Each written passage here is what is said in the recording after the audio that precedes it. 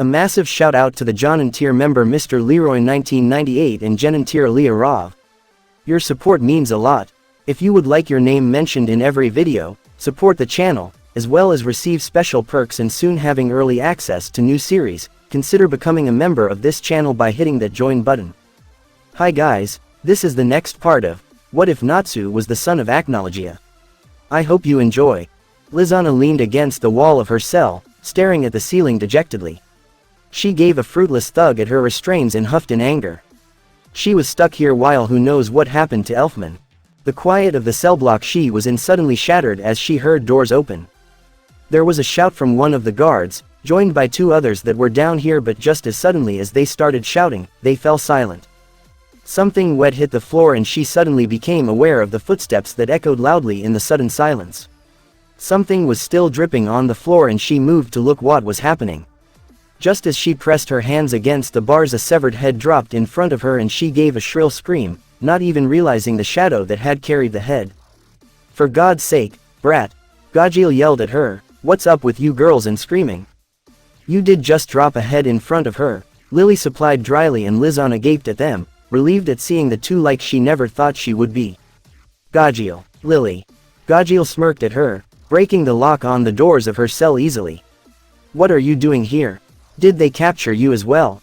Souleater made sure they have their hands full, Jackal grinned, breaking through the magic restrictors on her wrists. Natsu, he's here as well. Came here to rescue your sister and Altair, the Iron Dragon Slayer explained as the two made their way out of the cell. Lizana paused, eyes wide. Mira. Natsu's looking for them, Lily assured her, glancing at the other Dragon Slayer to keep him quiet. In truth, they had no idea where the dragon way. His scent was in the halls, but faint and quickly disappearing. All that was left in his wake were corpses of the weaker demons that resided in the place. He's going to tear this place apart until he finds them, you know that, Jackal told her, and the three paused by the door, the Dragon Slayer glancing around the corner to make sure it was empty. Are you okay? He asked finally, glancing at Lizana, noting the hand-shaped bruise on her throat. She nodded. I am. They caught Elfman as well. Did you see him? Jackal scowled. Elfman too.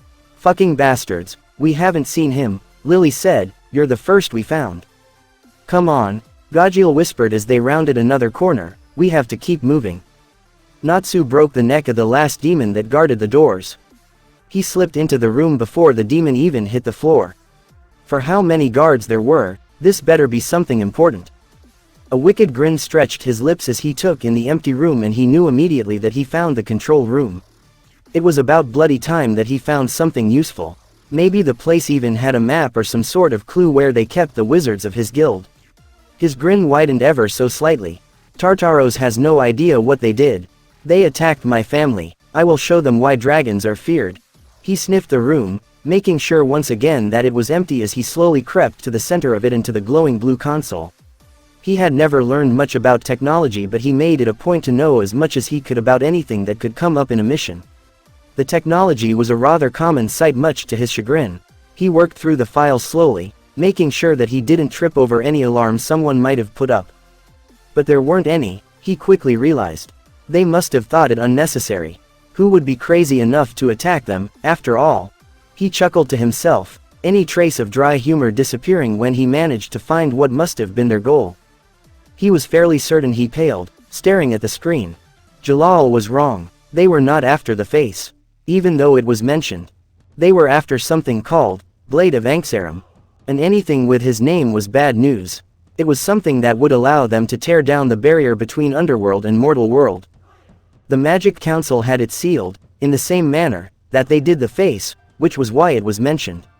A living link of 3 council members. 3 lives is 3 keys. Natsu looked at the names on the list, barely aware the one hand that was gripping the table had made the marble crack. Crawford managed to find who the key holders right before Mira and Altair came. Natsu felt sick and he looked away from the screen, looking down at his own hands. He all but killed the last key holder. Crawford was more than likely still alive, but it was only a matter of minutes now before he perished and the blade was unsealed. And the gates of hell will be opened. Lady Fate and Luck truly messed up his life. They must be laughing their asses off right now. He was only glad they didn't seem overly interested in Face at the moment. He looked at the last key holder of the face seal and Jalal's image stared back at him. He sighed, cursing under his breath as he continued to read what he could find of their plans.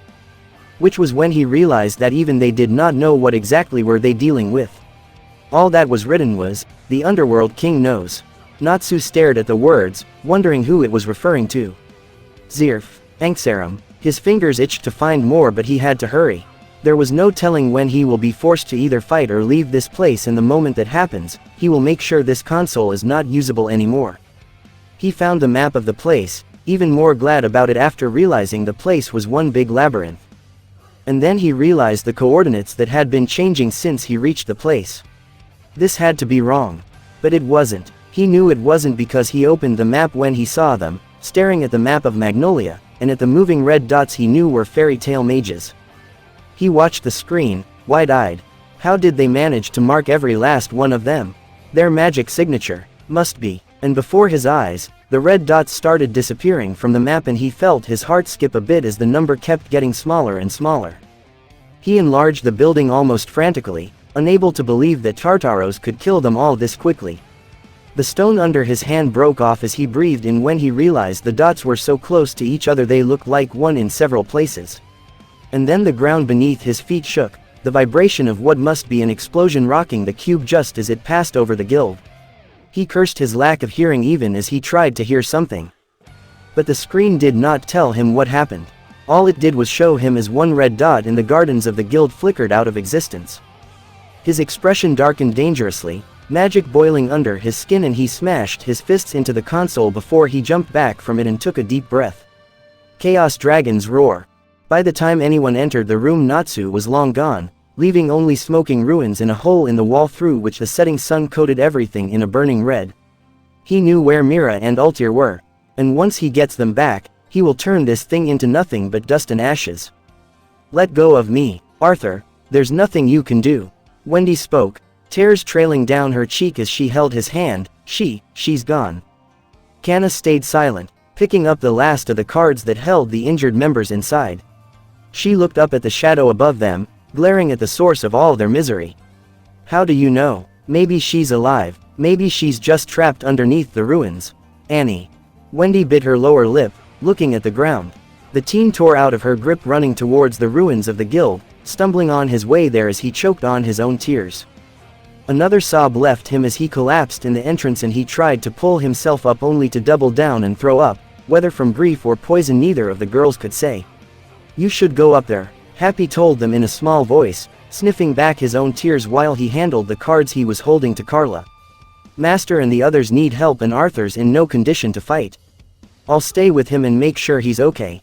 Kana seemed to hesitate, looking at the teen that was once again trying to climb to his feet, pushing away Wendy who tried to help him. She nodded after a moment.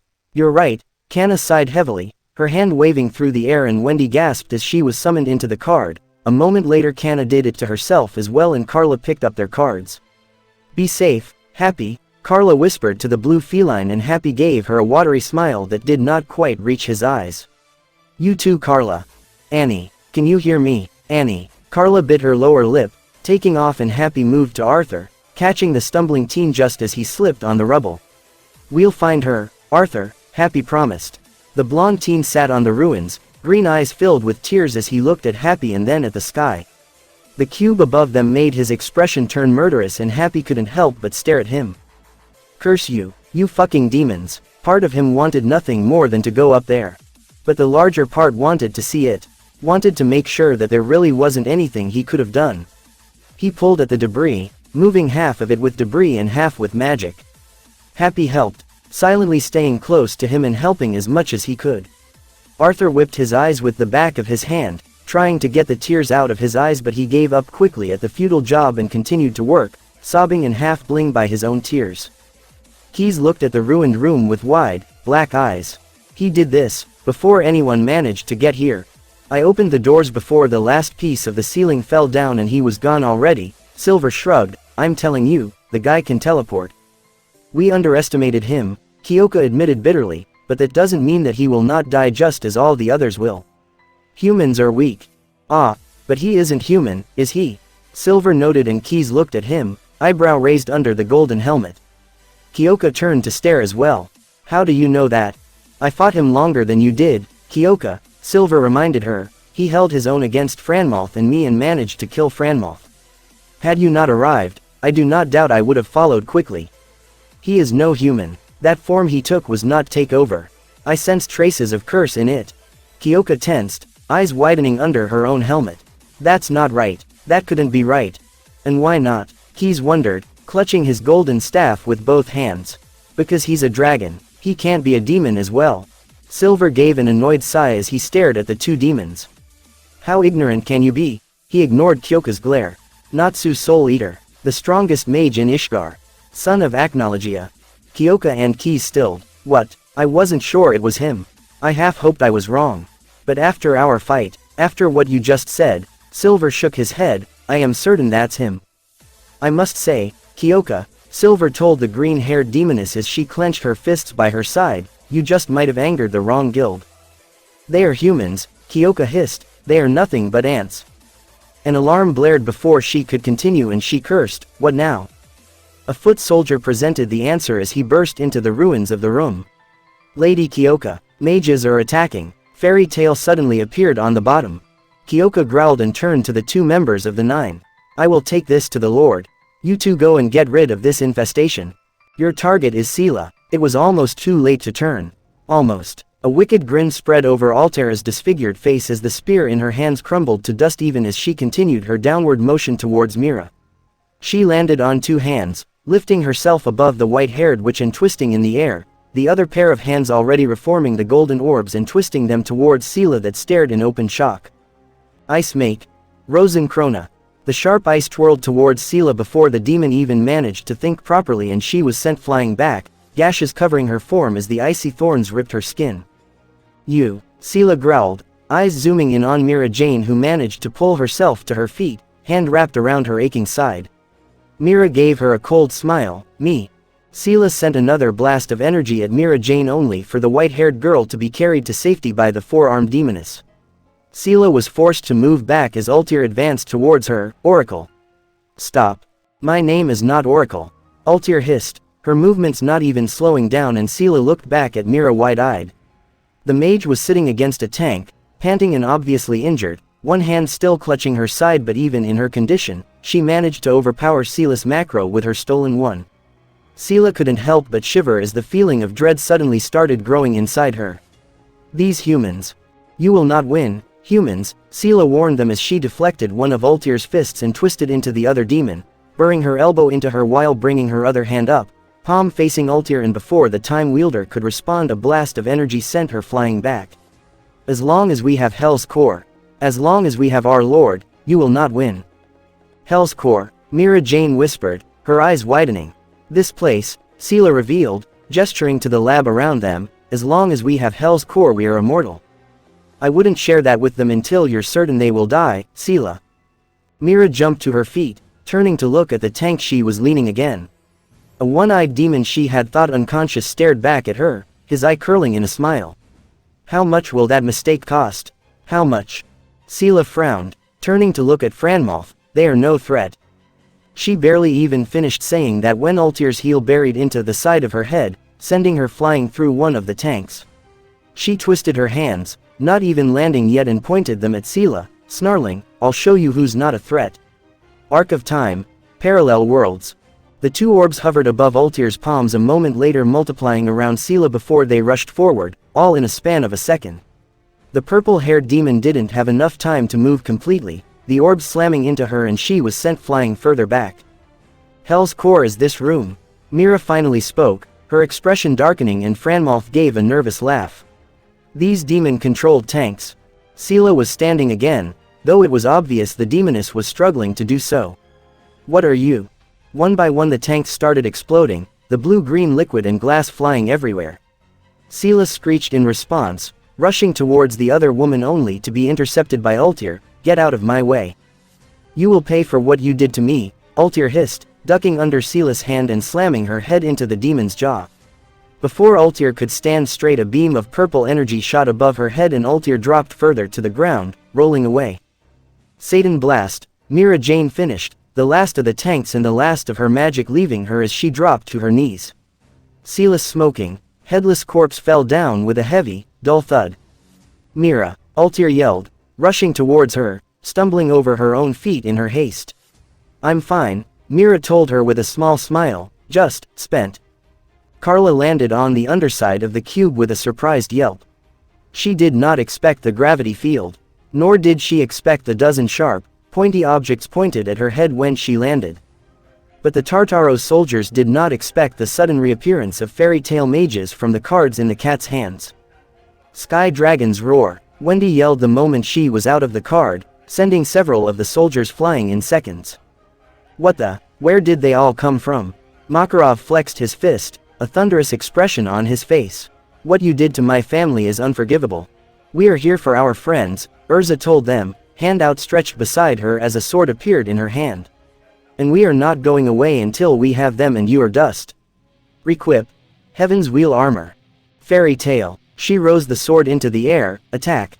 The Tartaros soldiers needed a moment longer to respond, too stumped by the sudden assault to properly respond, but as fairy tale started tearing into their numbers they shook themselves out of their stupor, responding with a battle cry of their own. Elfman stood in the middle, surrounded by his guild mates, his skin pale and eyes wide as he looked at his own hands in horror. What have I done? It wasn't you, Kanna told him, her voice sharp.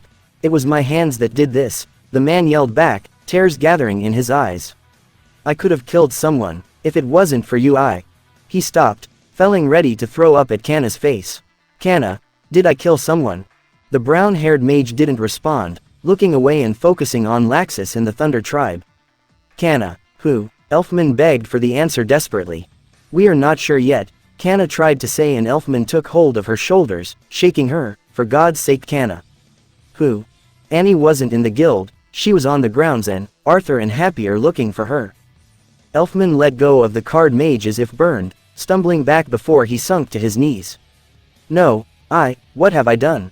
I killed a child. Kanna scowled, gritting her teeth as she took hold of Elfman's shoulder. We don't know if she's dead yet, Elfman, the fact that she most likely was did not need to be voiced. Are you admitting Tartaros beat us? What? No. Then get up and fight. You maybe didn't manage to protect everyone, but you sure as hell can avenge them. Determination set into his haunted eyes and Kanna felt herself breathing easier despite everything.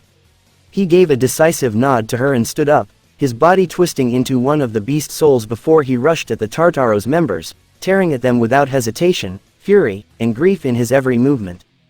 We need to get to the top, Makarov commended, his titan form slamming another demon into the ground. Natsu rounded another corner, any thought of stealth abandoned as he tore through the demons that appeared in front of him. He will not wait a moment longer than necessary to reach Mira and Altair. He waited too long, he just hoped he was not late. The ground under his feet lurched, shaking and trembling. Earthquake, but it couldn't be, they were in the sky. The cube would not respond to the shifting of the earth, but it would respond to magic. He scowled, pushing forwards despite the trembling that made it hard to walk. Crawford is dead then and the seal is lifted. Whatever that blade is, Tartaros succeeded in unlocking it at least. They will not use it if Natsu had anything to say about it. A new scent caught his nose and he spun around just in time to see doors close and the green-haired demon who looked at him with wide eyes. She swallowed, moving slowly and her mouth moved as she spoke. What? Natsu did not know.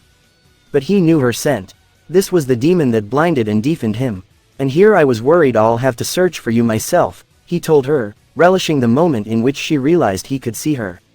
Her eyes widened and he could easily read, how, from her lips. He didn't give her a moment to respond, rushing at her too fast for her to respond. Chaos Dragon's iron fist. He hit her jaw, lifting her feet off of the ground and Kyouka slammed into the wall. Natsu allowed the momentum to carry him as he finished the half-circular motion, pushing himself into a full circle as he jumped at her, Chaos Dragon's claw. His heel connected with the top of her head even though she put her hands up in an attempt to shield herself from the worst of it. The helmet she wore shattered on impact and startled blue eyes stared back into Natsu's furious gaze. But it was a different type of fury than the one she had witnessed when she saw him in the hallway for that brief time. It was the type that did not cloud one's judgment but made him stronger. It was the cold, shimmering fury hidden behind an impassive face she had seen all too often on the face of Mardgeir. And though she would never admit it, It terrified her. She managed to dodge the next hit, still feeling the skin being peeled off as the chaos energy brushed against his shoulder. Her talons extended, aiming at Natsu's unprotected side that was left from his overextended punch. The dragon twisted in midair like he was reading her thoughts and grabbed her talons in a vice-like grip, pulling her towards him with such strength and speed Kyouka had trouble responding. Chaos Dragon's crushing fang, she gasped, blood bursting from her mouth as the attack connected with her stomach. She would have been blown right back into the wall had Natsu not kept such a tight grip on her hand. She scowled, glaring at him. A mistake. Pain. She saw how he tensed at the barest touch of her other hand and knew it had worked. Why he hasn't released the claws that had already pierced the skin was beyond her. So, it's not just the senses, he mused, and she couldn't help but wonder how did he manage to get his sight back. She was fairly certain he was still deaf. She twisted in his grip, the pain such an action caused him enough for him to slacken the grip he had on her, and she pushed away, landing heavily onto her feet. It is a shame you can't hear me, Kyouka told him, fully aware she was mostly talking to herself, but I will not risk making you stronger just to satisfy my own curiosity. Lord Mardgear already showed me the error of my ways for letting you get away the first time. Chaos Dragons. Kyouka's eyes widened as she looked for a place to dodge. They were fighting in the hallway after all, and if she was right in what was coming, then she did not want to stay in its way. Her eyes landed on the doors she came through and she threw herself at them. All this happened in the spare second it took Natsu to draw in enough breath. Roar. Kyouka stared at the twirling energy as it raged only a few inches from her feet, and she pulled herself deeper into the room, only to jump back in surprise as the dragon emerged from the still raging energy outside. He landed on one foot, spinning already, Chaos Dragon's claw. She dodged it, rolling to the side as her talons extended again and slashed at her enemy like a whip. She concentrated, blue spark flying down her talons as they connected with his back, and his sensitivity to pain grew again. She allowed herself a smug smile. Dragon or not, he will fall. Demons are the superior race. He hissed, jerking back, but even with the awkward movement, he didn't slow down, turning back towards her like a well-oiled machine. Chaos Dragon's iron fist. Her eyes widened again and the feeling that she was out of her depth returned with vigor. What are you? He stayed silent as his fist connected with the tiles in the room after Kyouka barely dodged. She twisted out of the way of another attack before the dragon jumped far too close for comfort and started throwing punches and kicks with such speed and strength Kyouka could only raise her hands above her head and try to move away. Why are you not on the ground in tears from the pain? She screamed at him when she managed to jump away. She stared at the spot where Natsu should have been. But he was gone. Where the fuck did he go? She looked around frantically, but she didn't have to search for long as a hole opened above her head. Dragon Slayer's secret art. Crimson Lotus, Black Apocalypse. He erupted from the void in red and black, eyes glowing from within the cloud of magic around him as he slammed into Kyouka with the strength of a meteor. The demoness choked, blood flying out of her mouth as the two slammed into the ground and the floor crumbled on the impact, and the two continued as if it wasn't even there, further through the cube. Kyouka couldn't do much but stare wide-eyed at the red-eyed dragon, feeling as her skin was shredded from the corrosive, ferocious magic. They broke through the last level, the fresh air feeling like sharp teeth on her skin. Instead of falling further into Magnolia, the two were dragged down onto the cube thanks to the artificial gravity, and Kyouka rolled away from the dragon, bouncing off of the hard rock several times, unable to control her fall. Natsu landed on all four with a grace that should not be possible and looked at her down his nose, lifting his chin. The look on his face made blood freeze in her as she struggled to even lift her head. She couldn't let him get close. It's Lady Kyouka, she blinked, turning to look slowly at their surroundings. They had landed right in the middle of the battle between Fairy Tail and Tartaros. There was something disgustingly poetic about it. Natsu moved towards her, intent on finishing her off when the demons around him started to swarm him. He will not let them stop him from finishing off one of the 9. Not after what she did. There was a sudden pop, and Natsu almost stumbled in his next attack as the sound suddenly returned to him. He still gripped the face of the demon in front of him, the slight pause in his movements the only sign how much the return of the sound disoriented him. Chaos Dragon's grip strike. It's Natsu. Master Natsu. He glanced behind him, blinking in surprise to see the rest of the Fairy Tail there. How had he not noticed them? No time for that now. He twisted on his heel. Chaos Dragon's roar. The sounds of battle suddenly stilled as the roar ripped half of the Tartaros' forces into pieces. Natsu opened the way. "Let's go," Makarov yelled, jumping into the hole Natsu made, other members slowly following him. "It's good to see you in one piece." Jalal suddenly appeared beside him as the two pushed another pair of demons away. "I should be the one saying that to you," the Dragon Prince spoke, head briefly twitching towards the smoking ruins of their guild hall. Jalal grimaced. "We were getting worried when you didn't come to our welcome party." Natsu didn't respond, twisting in a half-circle as chaos energy exploded from his arm, clearing the way in front of them and giving him a clear look at Kyouka. Or where she had been a moment before. He scowled, growling low in his throat before he turned to the hole his attack left. He didn't have time to go chase her down. He needed to get back to finding Mira and Altair. "Let's go," he told Jalal, who glanced at him. He must have noticed the urgency in his tone because he followed into the hole without hesitation and Urza joined them a moment later. "Master," she greeted with a smirk, and Natsu couldn't help but return it. "That will take some getting used to," Jalal muttered as Natsu took lead and started moving in what seemed like a random direction. "You're telling me," Natsu agreed quietly, twisting around another corner. "Did you see Gajil and Lily? Or Lizana?" Natsu didn't pause in his near sprint at Urza's question. "They captured them as well." "Lizana was captured and Gajil and Lily went after you when you sent the coordinates," Urza explained as the three came to a halt when they entered a room, several dozed soldiers raising their heads to look at them. Natsu glared at them, hands and feet alight with magic. "Out of my way." Jalal and Urza barely had time to cast a spell as the room exploded in chaos energy. It filled the room from floor to ceiling and the two mages rose their hands to their faces instinctually to shield themselves from the raging magic. The magic that didn't hurt them. Jalal lowered his hands with a blink, watching as the last soldier hit the ground. The bodies littered the ground, their corpses smoking and skeletal as if the flesh and muscle had been burned away from their bodies. Natsu glanced back at the two, eyebrow raised as if asking them, "You doubt me?" "I control the chaos," he told them, a glint of something in his eyes as he clenched his fist, and magic burst around it.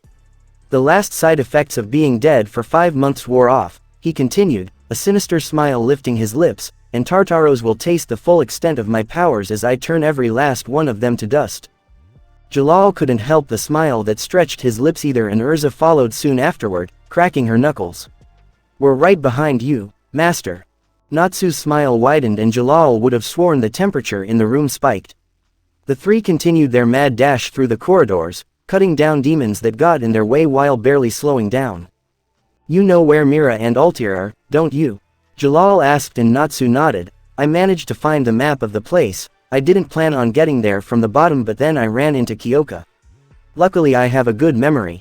"You found a map?" Natsu nodded. "In the control center. I had been searching for any clue about there." He stopped so suddenly that the two mages barely avoided crashing into him. "Is something W? They are not after the face, Jalal," he told the mage, glancing at the two over his shoulder. "They are after something far worse." "Worse?" Urza echoed. "What could be worse than something that will kill every mage in fury and take away the magic from the continent?" "Tartaros is planning to tear down the barrier between underworld and us with something called Blade of Anksaram," Natsu told them, entirely too bluntly as far as Jalal was concerned because he felt as if someone punched him in the gut. "Have you heard of it?" the guild master asked, and Jalal shifted as both Urza and Natsu leveled him with an intense stare that seemed to be able to read minds. He worked his jaw, biting the inside of his cheek before nodding. "Yes, I don't even know what it is. Until now I didn't even know what it does. Truth to be told, all I do know is the name." He dragged a hand through his hand. "I thought it was a legend." "Apparently it's not," Urza said, looking at the window and glaring at the setting sun. "All I know is that it's old, older than Magic Council." "But Magic Council goes back to the Dragon Wars," Urza objected. "That would mean that the blade was not made by the Magic Council. They were just guarding it." Natsu finished for her. "Do you know where it could be?" Jalal shrugged. "I'd say Ishgar, but, well, that's about as accurate as I'm comfortable saying." Urza looked down at her own sword, clasped firmly in her hand, a blade that can reshape reality. Natsu didn't comment, turning towards the hallway one more instead. "Let's go, we shouldn't be far now." Gray stopped dead in his tracks, an iron sword embedded into the wall inches from his nose. Gray blinked. turning to look at Gajil's dumbfounded face and at Lizana's wide eyes behind. He scowled, taking a step back from Gajil's arm as he pulled it out from the wall and let it return to normal.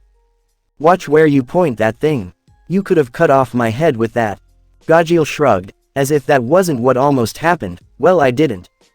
"Yes, thanks to my reflexes, not your idiocy." "Who are you calling an idiot, Ice Brain?" "You, Tin Can." Lizana stared at them, blinking in shock. "Guys, you shouldn't fight at a time like this. You should listen to your lady friend." The new voice made all four of them turn as one to the newcomer. "Hey, skeleton." Lily stared. Gray and Gajil looked at each other, nodding in unison. There will be a time to continue bickering when there wasn't a demon right in front of them. "Ice Make. Iron Dragons, Cannon. Roar." The attack connected without the demon even trying to dodge it, and the two smirked. An expression that quickly disappeared when the demon's voice drifted to them again and they saw his upper body floating above the area where the attack connected. "I am Keys," the demon introduced himself. "Lady Kyouka instructed me to find the intruders and remove them." "You know Gajil," Gray started, lowering his stance. "This brings back memories." Gajil smirked, knowing exactly what the other mage was talking about. "It's not Laxus we're fighting now." Gray chuckled. "Thankfully," Keys frowned. "You should not underestimate me, humans. Your tale will end here today." "The only tale that will end today is Tartaro's," Gray growled. "Ice Make. Hammer." The ice construct appeared instantly, slamming on top of Keys, who disappeared in purple particles, moving to the side only for Gajil to appear in front of him. Iron Dragon's Club. Keys moved back and Lizana dropped above him, passing through his head in her tiger form. She jumped back as a tendril of purple magic shot after her. "This is ridiculous. It's like fighting a ghost." Gray was scowling. "Not ghost necessarily. Juvia is similar." "He's right," Gajil spoke, glaring at Keys, who seemed content to just watch them. "You're awfully confident in your own strength for someone who has yet to make a move." The Dragon Slayer shot at the demon. Keys moved the staff in his grip, the jingling sound it made almost jarring in the hallway as it echoed. "You should not be so eager to meet your demise." Gray slammed his hands into the ground, ice exploding around Keys before the demon even managed to finish his sentence. "Quit your yapping." Gajil looked at the frozen demon. "Well, that was easy." The ice shattered and Keys stared at them, unimpressed. Lizana glared at Gajil. "You just had to say it." "How is this my fault? Can everyone hear me? Are you all alright?" Natsu stopped, pinching the bridge of his nose. He turned to look at Urza and Jalal, who nodded. He brought 2 fingers to his forehead. "I hear you, Warren. Urza and Jalal are with me as well."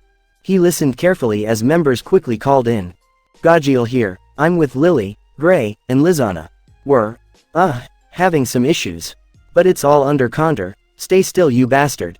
Natsu had to admit it was a relief to hear the Dragon Slayer. He had wondered what became of him ever since Jalal mentioned him. They were in a fight, but it didn't sound like they were in danger. Gajil and Gray can take care of themselves. But it was nothing compared to the relief that almost brought him to his knees when he heard the next voice. "Altir, and I hear you loud and clear." Several voices echoed his sentiment. "Mira. Altir." He swallowed, licking his suddenly dry lips. "Are you alright?" He did not like how much it took the white-haired mage to answer. "We will be. We defeated one of the 9 demon gates. We're safe now, just tired." "I'm almost there, Mira. Altir," Natsu told them, already moving again. He could almost hear the smile in her voice as she answered. "That's great news, Natsu." "Fairy tale." Natsu spoke, and as one everyone fell silent on the link. "Tartaro's plans are more dangerous than we thought. They plan to." "Dad." That was Arthur's voice that interrupted him. Natsu realized with a start, and any relief he felt at hearing Altir and Mira left him at the tone of the young man's voice. "Annie, the explosion, she's gone, they." His heart must have skipped a beat at that moment as Arthur trailed off, obviously sobbing. The dot he saw disappear on the grounds as the guild exploded. He could see it again as it flickered out. His stomach flipped and he had to swallow down the rising bile. This couldn't be happening. How did this happen? It must be a mistake. But Arthur's sobbing was still fresh in his head, echoing along with that dreaded bit of news.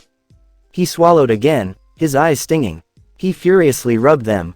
He won't do anyone any good if he loses his composure now. "You're an awesome dad, and you would be a great fairy tale master." He already failed as a father. It was the parents' job to protect their children. But he will not fail as the master of fairy tale. Annie believed in him, and he will make her proud. Blaming himself for her death will not help. It wasn't his fault, it was Tartaro's. They crossed so many lines by now that Natsu lost count, but he will make them pay. He will destroy them, their legacy, and the memory of their existence. He will reduce them to nothing. His fists clenched at his sides, magic dancing over his shaking form, and he was not even aware of Jalal's and Urza's mournful silence behind him. He brought 2 fingers to his forehead, ready to relay the plan the demons had. First, he will crush their plan. Sudden static filled his ears and he hissed, eyes ablaze. What now? A man sat on a throne in an empty room, legs crossed and head resting on the fist, one elbow planted on the arm of the throne, the other holding a book. Lord Mardgeir did not expect this, the man told with a slight smile, his furious eyes betraying the seemingly calm face. But Mardgeir will adapt. Tartaros will witness End's light and we will return to Zeref. He brought 2 fingers to his forehead. The Guild of Wizards, fairy tale. There was a sudden silence on the other end, but before he knew it the humans started talking, all as one demanding answers. Mardgeir almost scoffed. Lower than ants, and they demand answers. I am the king of the underworld, Mardgeir. He opened his mouth to say more, but one voice rudely interrupted him. He scowled as every other voice fell silent. A human dared to interrupt him. You are no king. Mardgeir's hold on the book tightened at the insolence. You are neither a demon god nor are you Zeref. And who are you? I am Natsu Souleater, son of Acnologia, master of fairy tale. And you managed to make me furious. Mardgeir paused. He recognized the name of the wizard as the one Kyouka spoke of. She said nothing about Acnologia. You will be a son of no one soon enough. Mardgeir finally spoke. Your anger is of no importance, for you and your guild will die today. Alegria. He removed the hand from his forehead, a smile stretching his lips. The humans were arrogant. Mardgeir will teach them a lesson. He ran a hand over the edge of the book in his hands, talking to himself even as he felt the ground beneath him shift. Mardgeir is a great tactician, humans. And this minor setback is just a point. Our plans will proceed as planned. We will bring forth the world of Zeref's dreams. We will return to Zeref's side and he will cleanse this plane of humans that pollute it. He could hear them scream as the ground beneath them and the walls around them turned to the guts of Plutogrim. He could hear their soldiers. Collateral damage. Their numbers will be greater than the stars in the sky when Mardgeir completes his plan. Plutogrim shifted and the ground finally stilled. Mardgeir's eyebrow rose. Oh, someone escaped Alegria. His smile widened. Once, years ago, he made a promise. Their parents were having another spat and in the end their mothers turned on them. He had hidden her under the bed in their room and let their mother take her anger on him. They were both still children. He might have been 7 or 8 at the time, but he knew that the most important thing was to protect his little sister. And he promised her that night that he will always be there for her. I'll always protect you. And here he was, pulling out her mutilated body from the debris. He failed her. His hands shook, blood not yet dry sticking to his fingers, and he felt sick. There was nothing pretty in death. Half of her head was smashed in from the rock that most likely killed her, brown hair matted against her skull by her blood mixed with dust. Hey, Arthur. She trusted a crumpled piece of paper into his hands and he looked at the drawing with a grin on his face. I drew the 2 of us. It's for your birthday. Happy birthday, big brother. He brushed the hair out of her face with his fingers that shook so badly he nearly pressed them into the hole in her head. How had this happened? How did he fail her so miserably? He was dimly aware that Happy was crying beside him. The small feline had wrapped his hands around him in an effort to comfort him even as he looked away, unable to look at Annie's crushed figure. Arthur didn't blame him. Part of him had shut down when he had seen her hands sticking from the rubble. Pale and covered in dust and so dead. Arthur, look, I can do magic. He tried closing her brown eyes that stared at him accusingly, but as soon as he pulled her eyelids down, they opened again. He bit his lower lip, trying again and again. Why won't her eyes close? Can't she at least have that? Can't he at least have that? He was certain she was staring straight at him through those unseeing eyes. It's all your fault, her eyes seemed to say. He didn't drag her down into the shadows. He didn't save her. Happy suddenly tugged his arm and Arthur flinched, tearing his eyes away from Annie's. The cat shook his head. Natsu once said that when someone dies you can't close their eyes like they do in books. The muscles stiffen and eyelids are muscles, and the cat trailed off, sniffing and rubbing his nose in the back of his hand. Arthur nodded, remembering rather abruptly that he had sat there when Natsu talked about it. Rigor mortis. He looked back down at Annie, trying to imagine her face in a serene sleep. I'll always protect you because you're my little sister.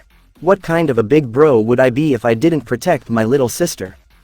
What kind of a big brother? Arthur murmured, his voice breaking. He pulled her body up, ignoring her, maybe not even aware how stiff and heavy it seemed, and he wrapped his hands around it, hugging what little warmth it had left. Natsu's voice in his head made him stiffen. He had to tell him. He pulled back slightly, horrified, and quickly laid her down on the ground, completely lost on what to do. He felt sick even as he spoke, voice shaking so much he wasn't even sure he had said anything coherent. He looked at Annie again before turning his eyes to his lap. He was covered in his sister's blood. He turned around quickly as bile rose to his throat, retching onto the ground behind him. Alegria. Natsu barely even registered the word, mind still replaying Arthur's words. How did this happen? He should have seen this coming. His hand sneaked into his pocket without him even realizing, and his fingers wrapped around the scarlet small orb Acnologia had given him.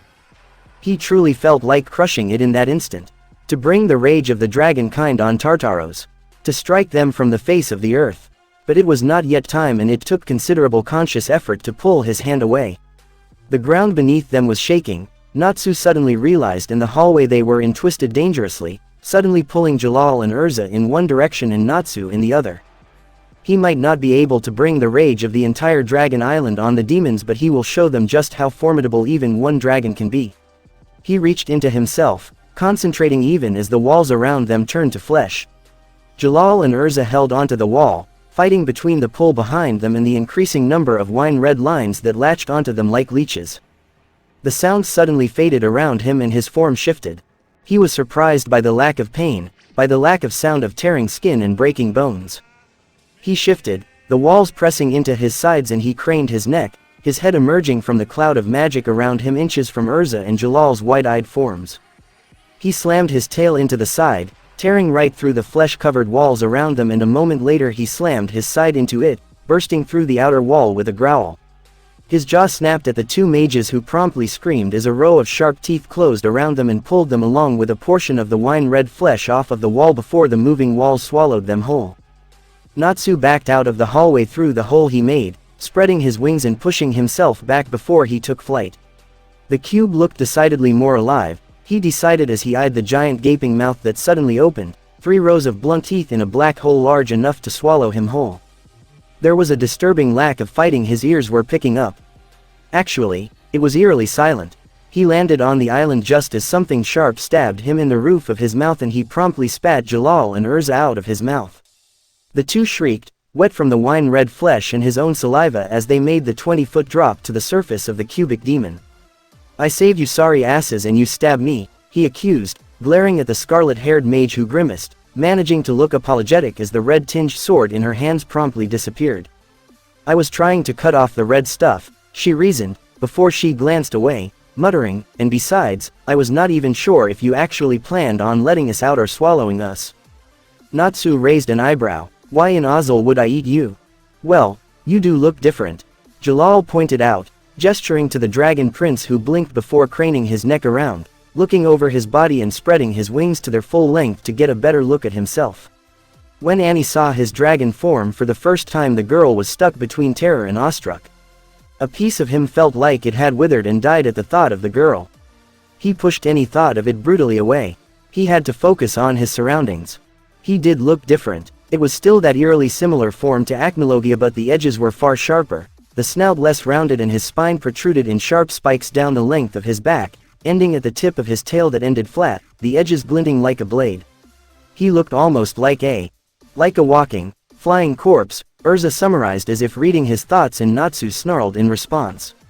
He looked at the two, who still had a hard time tearing their eyes away from the dragon. He might look halfway between a skeleton and Acnologia, but he was happy to note that only made him look that much more dangerous. His lips pulled back over his teeth, red eyes the only trace of color left on his body, as all the markings his previous form had were turned gray. You two try not to get killed, Natsu commanded sharply. I will bring down this demon. Before the two could respond, Natsu leapt into the air, wings snapping, and he left them in silence, roaring a challenge that was without a doubt heard by everyone on the cubic demon and in Magnolia below. The whole island was shaking so hard it was impossible to stand straight. Acnologia lifted off of the grass, wide-eyed. What in nine hells was going on? He looked to his side where Himmel looked just as bewildered. A pulse of magic rippled across the island. What in the name of the three is going on? Adalstien's towering form suddenly dropped beside them, looking at the High King. Acnologia glanced at him, eyes narrowed as his confusion quickly turned to anger. Do I look like I have any idea? Someone lifted the seal, Igneel growled, the stubborn fire dragon still standing firmly on the ground even as it continued to shake. The seal? What seal? Himmel demanded just as another pulse of magic rippled across the island. Igneel grimaced, finally pulling himself into the air. Of all the dragons left, Igneel was probably the oldest, Acnologia remembered. He was one of the first dragons after the original three. If anyone knew, it would be him. This island was not always in the air, Igneel spoke, seemingly starting on a topic completely unrelated, staring at the shaking ground with a look that Acnologia was rather surprised to realize was dread. It was in the ocean, and it was used in the First War as the sealing place. First War would be the war between dragons, demons, and gods. The war which split reality into 3 dimensions. Anything sealed from that time was bound to be insanely dangerous or powerful. Or, most likely, both. Acnologia looked back down at the island as Igneel continued his grim explanation. Anksaram made a weapon, a terrible weapon in order to destroy the dragons and the heaven gods, to seal them away. But the weapon was used against him, against the 9 demon lords. It was used to seal everyone away from each other, and by the time the bridges between the worlds were made an eon passed and the contract was made and the Supreme signed it rather than risk another war. After all, with Anksaram's weapon in the hands of dragons and gods who would fight against them together, they had little choice. Igneel paused, glancing around at the stunned faces of the dragons around him. After the Supreme Demons retreated into their plane and the heaven gods left into theirs, the blade of Anksaram was left in the care of the dragons because it was deemed that dragons were the most trustworthy. A dragon will never break his word, after all. And the mortal plane is in the middle, between heaven and the underworld, which made it an ideal place to hold the blade, since from here it can be used if and when the barriers between the worlds weaken. The blade was sealed after this to avoid theft, using the 3 living souls as the keys to the seal, and the island was made the center of the dragon kind and lifted into the air to ensure its safety. There was a moment of stretched silence, all eyes fixed on the Fire Dragon King. How do you know this? And why did you never even mention it before? Acnologia demanded, and Igneel frowned. It was centuries ago that I even thought about this. The seal on the blade hasn't been broken since it was placed, and that happened eons before I was born. Then how do you know about all this? And if 3 dragons were used to seal the place, how come I've never heard of it? And the fact the seal broke now, are you telling me that 3 dragons we have no knowledge of just suddenly died? My grandmother was one of the 3 original holders. Belsarion and Havoc were the other 2. He looked at Acnologia hostile. When the Dragon War happened, most of the information on the blade of Anksaram was either lost or deliberately destroyed because no one knew which dragons were to be trusted with the information. And when the keyholders started dying, the duty was passed on to humans allied with the dragons. Igneel paused, a thoughtful look on his face for a brief moment as he eyed Acnologia. Had you not lost your mind, you would have likely been a keyholder right now. Another magic pulse stopped any question from being voiced as it all but knocked the dragons right out of the sky. Acnologia looked around. The sky was filled with dragons of all shapes and sizes, and he was fairly certain that no one was still even standing on the island. The sky looked as if someone had kicked a hornet's nest. So, this means the seal is broken. Himmel finally spoke. Who broke it? And why? That was a very good question, Acnologia decided. He was fairly certain he had the answer, fortunately.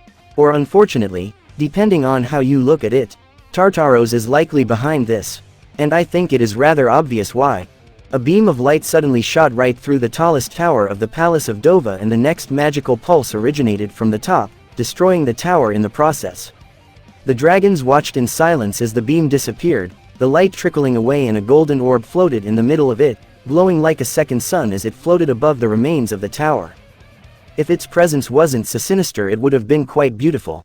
That's the blade. It's very round, Adalstien spoke, his voice dubious, and Igneel shrugged. I've never seen it. Acnologia sighed, taking a deep breath before he slowly started flying towards it, Igneel close behind him. We should be more careful, Himmel muttered even as he moved to the back of the group, and Adalstian nudged him with his broad shoulder. We are careful, that's why the strongest dragons on the island are approaching the thing and not just anyone. Isn't Kindra stronger than you? Himmel asked, but a look from Acnologia stopped any further conversation. The orb was blinding, the light it was giving far too strong for any of them to look straight into it, but there was no heat coming off of it. Thinking about it now, Acnologia was eerily reminded of the white moon that hung above the top of the castle hell. Arthur almost jumped out of his own skin when he heard the first roar. His eyes snapped to the sky where he could see the cubic shape of the Tartaros island. Only now did he realize it looked a lot different, but what truly drew his gaze was the obvious shape of a dragon circling it. Dad, he whispered. He suddenly scrubbed at his eyes, trying to clear them of tears, and he stood up, gently laying down Annie's body as best as he could. He will have all the time in the world to cry later. What was left of his family needed him. I'll make sure they are all safe, Annie, he promised the corpse of his little sister.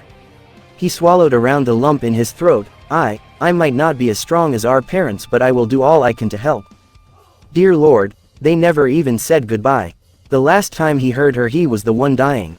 He swallowed again. I'll make you proud, little sis. He turned to the blue cat, green eyes ablaze as sadness was slowly turned to anger. Let's go, Happy. Aye, sir. He looked at the body one last time. I didn't manage to protect you, Annie. But I'll make sure we avenge you. The cubic demon barely seemed to be aware of the dragon circling it. The roar that had left its gigantic maw left his ears ringing, and he wouldn't be surprised if they had been bleeding.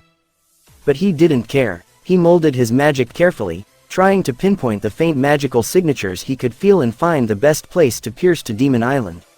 He will make sure that it is dead in one hit. He had no patience for games and cautiousness any longer. But to do that he will have to make sure his magic will harm only demons, and even if some of the members of Fairy Tail get caught in the blast, it must not harm them.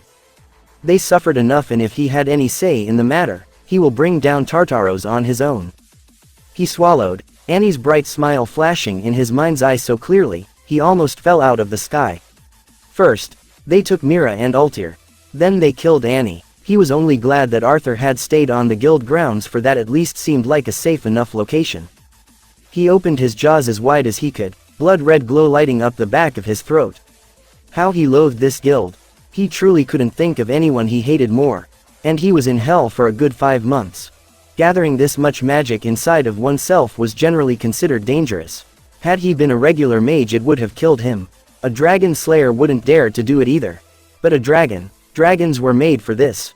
A dragon's roar was their most signature spell, and for a good reason. He could feel his throat bulge, muscles straining. How many times had he held back? How many times did his common sense stop him from venting his anger? He couldn't count that, but he pushed every frustrating thought he could and channeled it into the spell. The sphere in his orb suddenly condensed and he snapped his mouth shut, the red light shooting from the back of his throat to the front of his mouth. And then he released it. It was easily as large as he was, and it cut through the middle of the demon, piercing its protective shell like it was nothing, traveling through the middle of it and exiting on the other side in only a few seconds, not even slowing down before it crashed into the ground below. For just a second the world stayed silent before the giant sphere of red light rose from the ground, and through the surface of the giant flying demon went a rift. A mushroom cloud rose from the ground as the explosion died down as quickly as it appeared, and Plutogrim split in two, falling to the ground before the wind with the strength of a hurricane that the explosion created slammed into the dragon. The dragon prince watched the destruction with red, hateful eyes, the wind not even making his position in the sky twitch. Mardgeir looked at the terminal in front of him with a smile. Despite the fact that the main control room was destroyed and they were effectively locked into their current course, they were still getting closer to their goal. Dragon Island was getting closer and closer by the moment. He could already taste it. The victory was within their grasp. His fingers caressed the book in his other hand as he looked at it almost lovingly. The blade of Anksarum was said to be able to cut through any seal. Master End will be free finally, and then he will cut down the barrier and let the darkness cover the world, and it will be just as it always should have been. A mage from Fairy Tail escaped Allegria, but it was of no importance. His underlings were already hunting them down, whoever they were. It was only a matter of time. He was brought out of his thoughts by a roar that shook the walls around him. He sat straight in his seat, eyes wide. That was not Plutogrim. That was a dragon. What was a dragon doing here?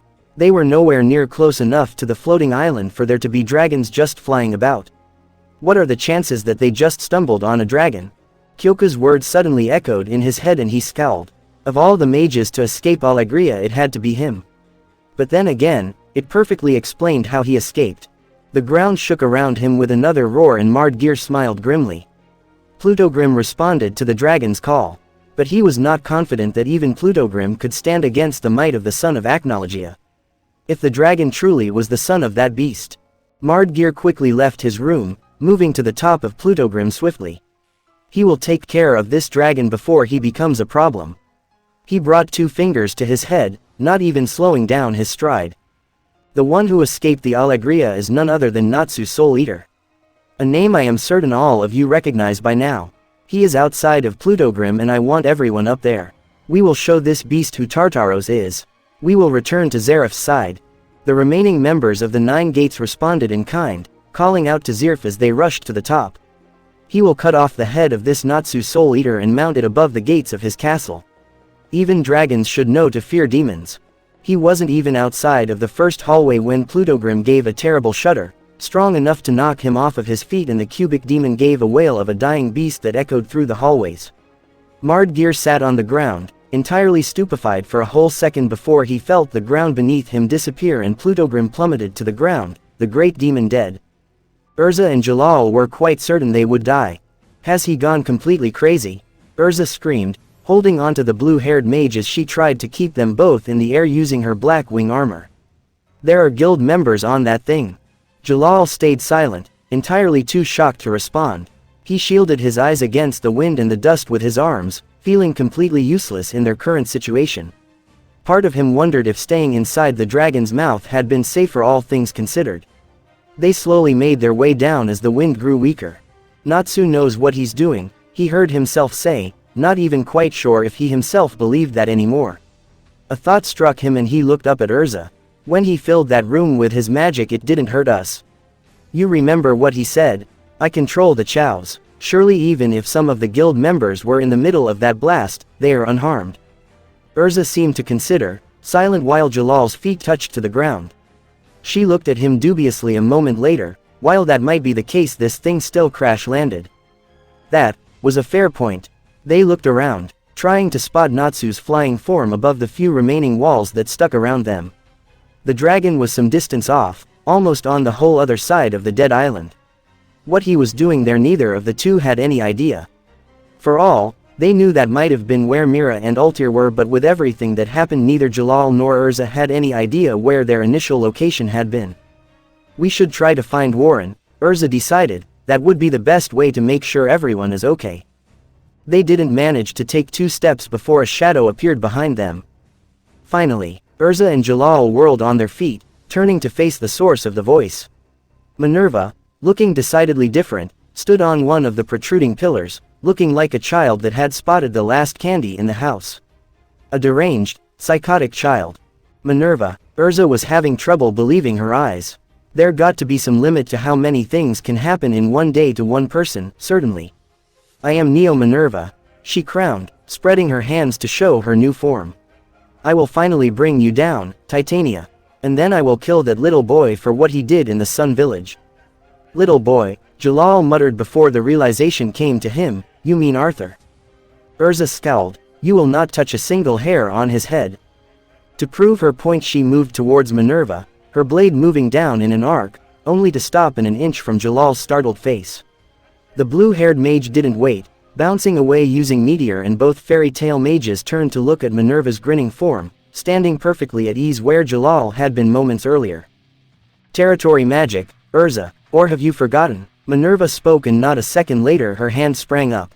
Balls of swirling colors appeared around the 2 mages, who quickly moved out of the way as they started exploding.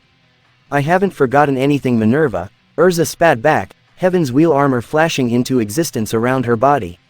Swords appeared in flashes of light before she was even fully wrapped in the armor, the sharp blades flying towards Minerva, who jumped back, dodging quickly only to be forced to turn around as Jalal appeared behind her with meteor, his leg raised to strike.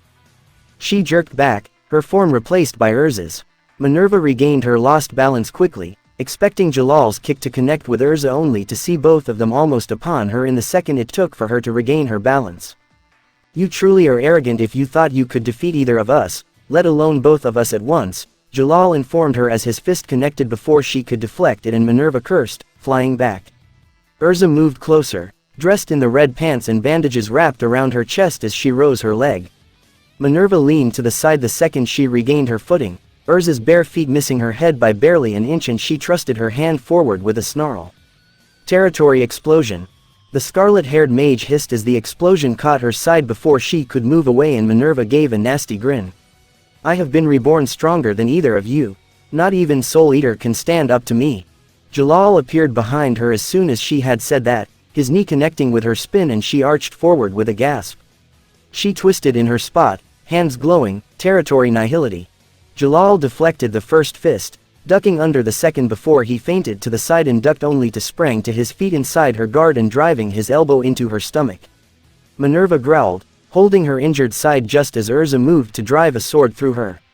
She twisted the energy around them, she and Urza once again switching places, Urza's sword clasped firmly in her fingers. Jalal gasped, pushing the scarlet-haired mage out of the way of the blade that went right through his shoulder. He cried out, clutching at the bleeding shoulder as Urza stared wide-eyed at the fellow fairy tale mage. Jalal. The man didn't respond, too focused on dodging Minerva's spears. His body wrapped in golden light and he pushed himself away in meteor, circling around Minerva only to once again almost land a hit on Urza. They both growled in frustration even as Urza gripped the hilt of the sword still embedded in his shoulder. It's going to start bleeding even more heavily, she spoke quickly and they both were forced to jump away as another blast of Minerva's magic appeared between them. Minerva laughed, one hand on her hip. Do you believe me now? I will crush you. Jalal moved closer to Urza, nodding quickly. Do it, I can't fight like this. Urza gripped the hilt again and the sword disappeared in a flash of light, a gush of blood spraying from the hole, and Jalal grimaced. Let's get this over with, Jalal growled and Urza nodded in agreement, eyes narrowed at the still grinning demon. To fall this low, Minerva, Urza spat, even before what you did was despicable but it had been for Sabretooth. Now, for what? Power. Minerva scowled at her, of course it's for the power. You left everything you held important behind just for this. Urza demanded, moving closer and slashing at the demoness angrily. Minerva scoffed, her own hands moving as she cast spell after spell at the advancing mage. And I would do it all again. You have no idea what power Tartaros offers. No power is worth losing your humanity. Minerva's scowl deepened as she dodged another attack. Something wasn't right, her eyes widened as she looked around, trying to spot the blue-haired mage that suddenly seemed to disappear. He made his presence known as he dropped from the sky right on top of her, grabbing her shoulders and driving her into the hard ground. She screeched at him, hands moving to replace herself with Urza, only to realize she couldn't move. She looked down at her hands, her eyes the only thing that seemed to be able to move and she was startled to see red snake-shaped tattoos tracing her arms. What did you do? She screeched at the blue man who stumbled off of her, clutching his shoulder with an expression of obvious contempt. Bind snake. Just because I can't move doesn't mean this is over. Urza moved closer, looking down on her with a sword clutched in her hands. Oh, it is over. She turned the grip of the blade in her hands, slamming the pommel with all her considerable strength into the demon's temple. Her head bounced once off of the hard ground and the screeching and profanities she was throwing at them fell silent. She likely cracked her skull, Urza realized as she watched the unconscious demoness. She looked back up at Jalal who had ripped off his sleeve and was wrapping it around the bleeding arm. She glanced at Minerva with a scowl. She should be grateful the cracked skull was the worst she had done to her. She moved to Jalal, taking the already soaked sleeve from him. Let me do it, she said softly, a smile on her lips, and the blue-haired mage returned it, sitting down on one of the rocks with a huff. I'm sorry, she told him after a moment of silence as she finished, making sure it was not too tight or too loose. Jalal raised an eyebrow at her, his expression somewhere between amusement and exasperation. It's not your fault.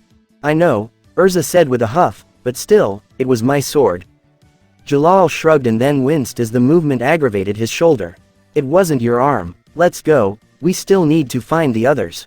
First Warren and then Wendy. Urza nodded in agreement, falling in step with him, easily enough. Should we just leave Minerva like that? Jalal paused, looking back at the demoness. She can't break the binding spell, so she should be safe to leave here, but you're right. It might be best to take her with us. He moved back towards her, moving to hoist her up and over his uninjured shoulder. Urza looked at him unapprovingly, opening her mouth to demand she carry her, but Jalal stopped her before she could voice it. It's nothing serious, and besides, if we're attacked, you are right now a better option for a quick response than I am. Urza closed her mouth. It was sound reasoning. Fine, she agreed, but if it becomes too much, I'm carrying both of you. Jalal gave a short laugh, nodding, deal, to twist herself in the air, skidding along the ground but landing mostly on her feet.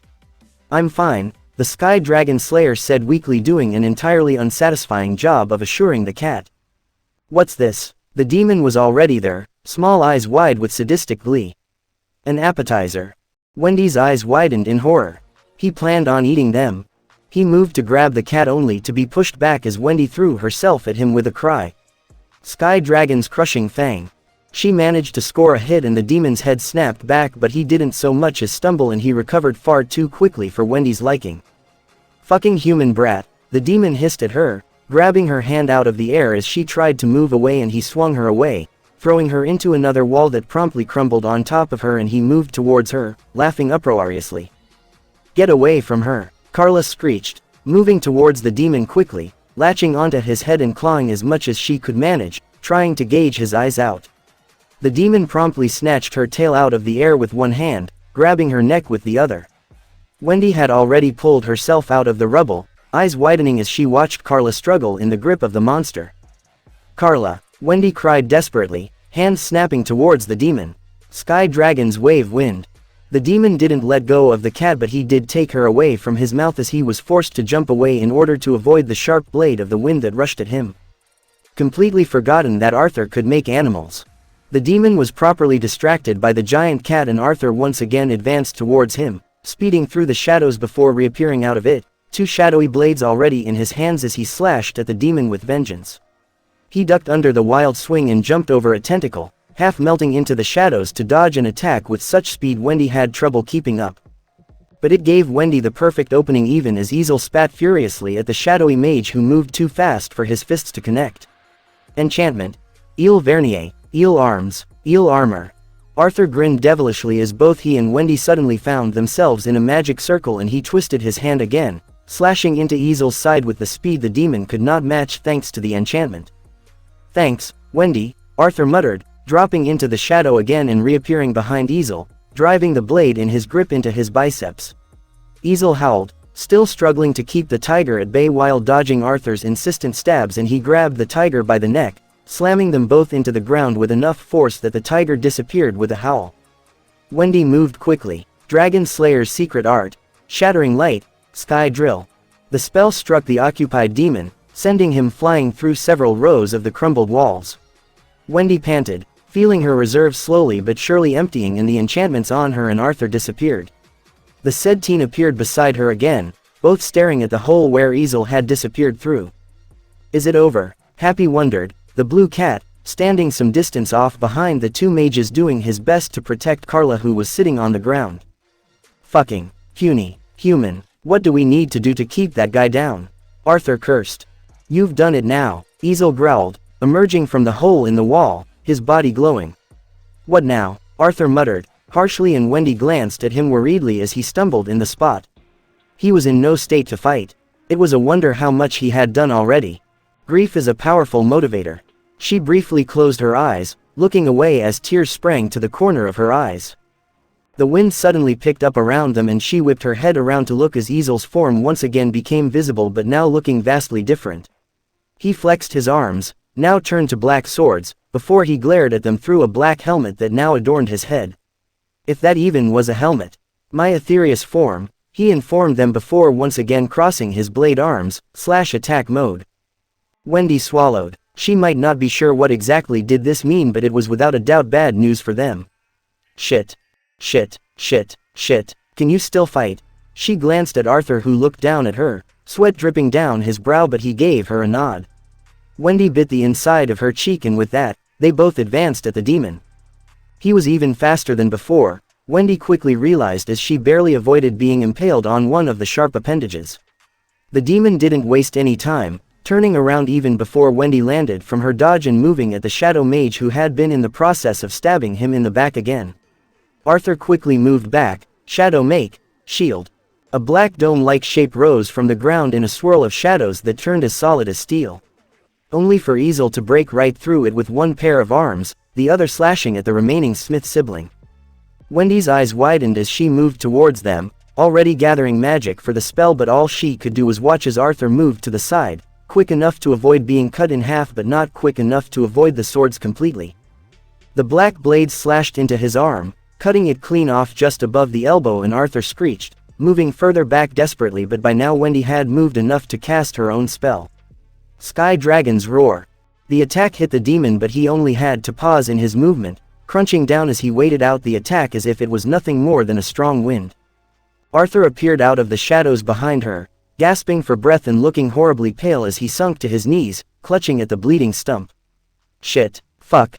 He cursed, pushing himself to his feet unsteadily. I can't shadow walk anymore. I don't have enough magic left, he told her through gritted teeth, which perfectly explained why he hadn't escaped that way, the horrible blow. You stay down, Wendy commanded, turning to Easel, who scowled at the two. I'll finish this. Enchantment. Oh, no you don't. Easel growled, rushing at her, and Wendy scrambled out of the way, barely slowing down in her casting. Eel Vernier. Eel Arms. Eel Armor. If she gets out of this alive, she will sleep for a year.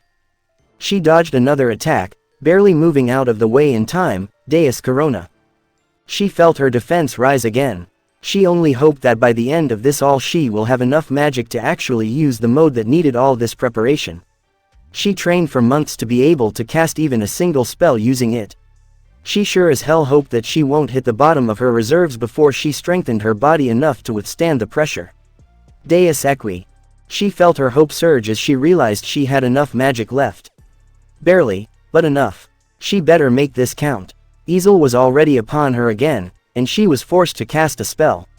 She needed to slow him down just for a moment longer. Sky Dragon's Roar.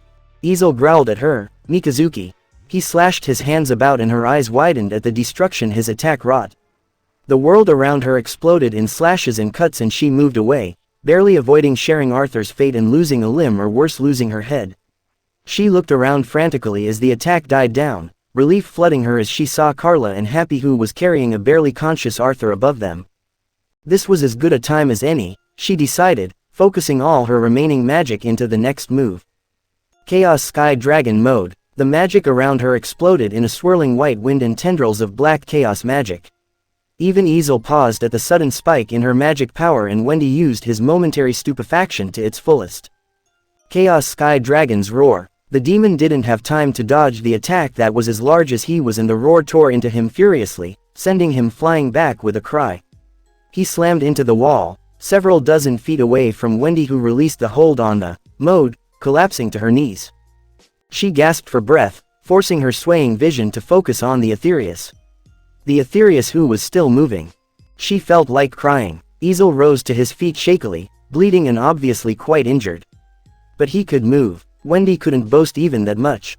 He took a step towards her, small white eyes flashing furiously.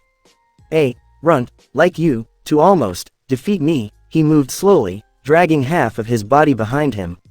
Wendy shuddered, dropping further to the ground even as she tried to do something. He stopped suddenly when he was almost upon her, a look of confusion and disbelief on his face as he looked down to his chest, a black, shadowy blade protruding from it.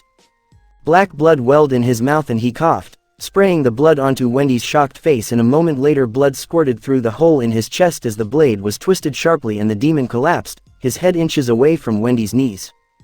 Arthur stood behind the demon, the sword in the demon abandoned in favor of holding his still bleeding stump, and he collapsed to the ground.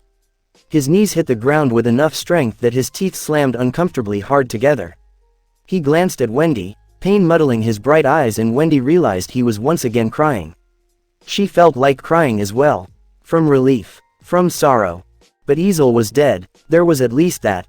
Arthur lied down on the ground a moment later, as careful as he could be to avoid lying into the growing pool of black blood. "When did you learn to do that?" he spoke, voice hoarse. Wendy blinked slowly, her thoughts coming to her through the fog. Grand Magic Games, she responded, her voice barely audible, but she couldn't bring herself to speak louder. They should get help, the logical part of her brain told her. Arthur would bleed to death if they didn't do something soon. But I wasn't able to use it until a few weeks ago. She had practiced for months, never able to get it down right and make it usable in a fight. It was not long after they returned from hell that she managed to do it for the first time. Quite fortunate that she got a grip on that before Tartaros attacked. Good, that. Arthur's voice was growing weaker and Wendy jerked herself out of the half-sleep she had fallen into only to realize the mage had fallen unconscious, which was bad, but they were both up in the air, carried by their flying friends, so at least they were moving towards help. She didn't remember what happened after that as darkness took her too. Natsu landed on the corpse of Plutogrim, his form shifting soundlessly from the towering body of a dragon to the human body. He stepped out of the swirling black energy his transformation brought, the magic clinging to his back like a grand cloak for a brief moment before it trickled out of existence. It must have been quite an impressive sight, Natsu reckoned, but his thoughts quickly turned back to why he came to this part of the island. He truly hoped he was wrong, even though he knew that it was just wishful thinking. He would never forget the feel of that magic, no matter how long it had been since he last felt it. His contemplation and silent dread cleared to make a way in his head as something profoundly wrong reared its ugly head. He turned around, trying to pinpoint it, and then he realized what it was as his eyes fell on the several unmoving specks of his own magic left floating in the air. He stared at it, unsure what to make of it.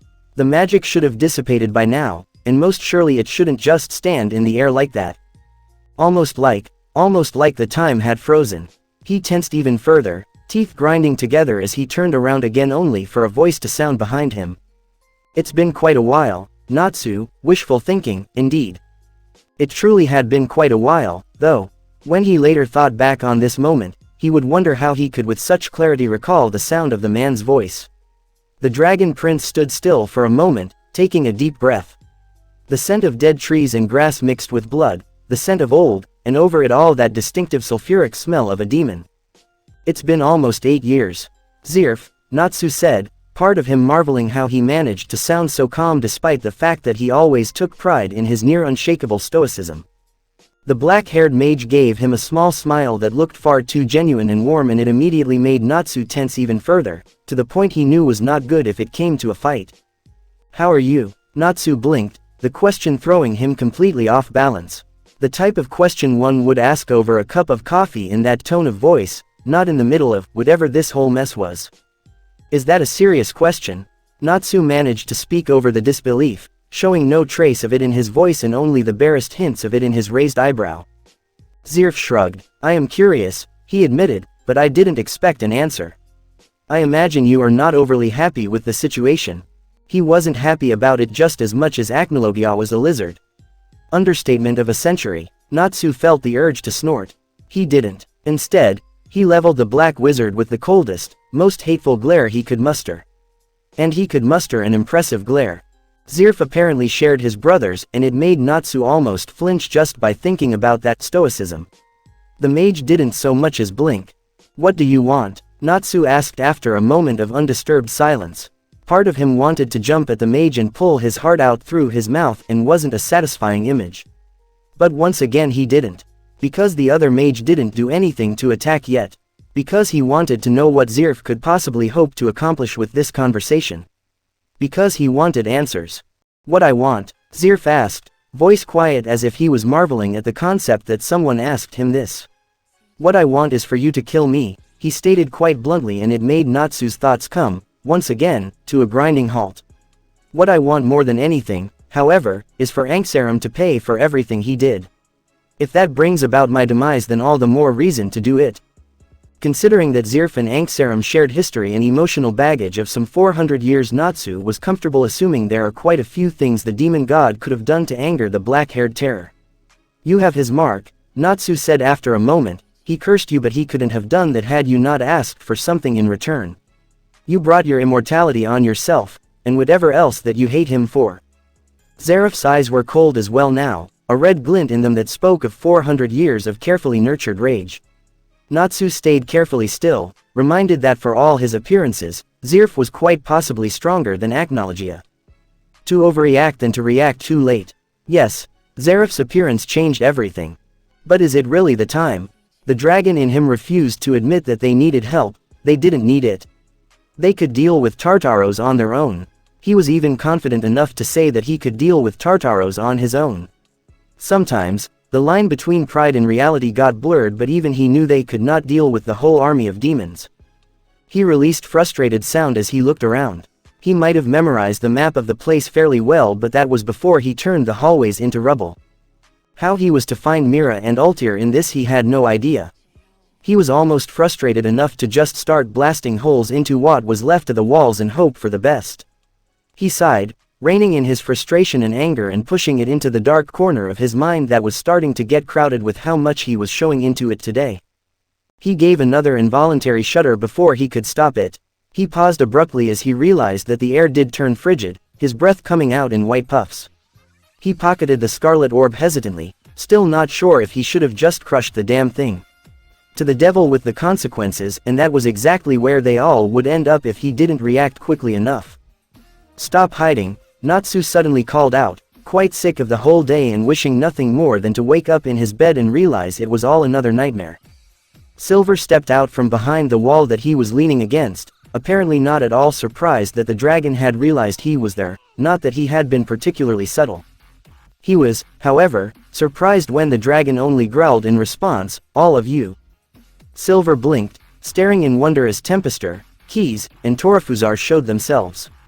The ice user almost liked their chances. He shifted on the rubble of what had been Plutogrim and grimaced. "Almost. I am impressed," Silver spoke, deciding that it just might be the best course of action. He did not know how much the more reserved members of the Nine knew about who they were looking at. He needed to make sure they were completely aware who was glaring at them with a glare that quite frankly made Silver shiver. To bring down Plutogrim with one spell, the Demon Slayer continued, noting that neither Keys, Tempester nor Torafuzar seemed surprised by the news. "Good, I had thought you were a demon during our last spat, truth to be told," Silver continued, "but apparently you're a dragon." Natsu heard the unasked question. "What are you?" Could have hardly been asked clearer without the man actually voicing the words. Natsu was not feeling inclined to answer. He was not feeling particularly inclined to talk at all, to be frank. But he needed one more thing answered. Who blew up the guild? Who killed my daughter? Silver stayed silent for a moment, a smirk etched into his face despite the fact that he felt anything but smug at the moment. Sela, Torafuzar answered, surprisingly enough. The large demon regarded the fairy tale master coldly. Silver frowned. They still didn't take him seriously enough. Just as well, she's dead already, he continued bluntly, and Silver saw it the moment before it happened. The dragon moved from his spot with a speed that had no right to be possible, crossing the distance between himself and Torafuzar almost in an instant, and the only thing the large demon could do was hastily bring his hands up to block the knee that had flown towards his white eyes.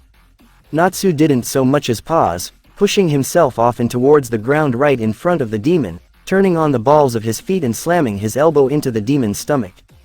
The demons around the two watched with wide eyes as the large demon was lifted off of the ground and sent flying. Silver could feel his eyes widen. The difference between the speed the dragon had shown in their last fight and now was nothing short of ridiculous.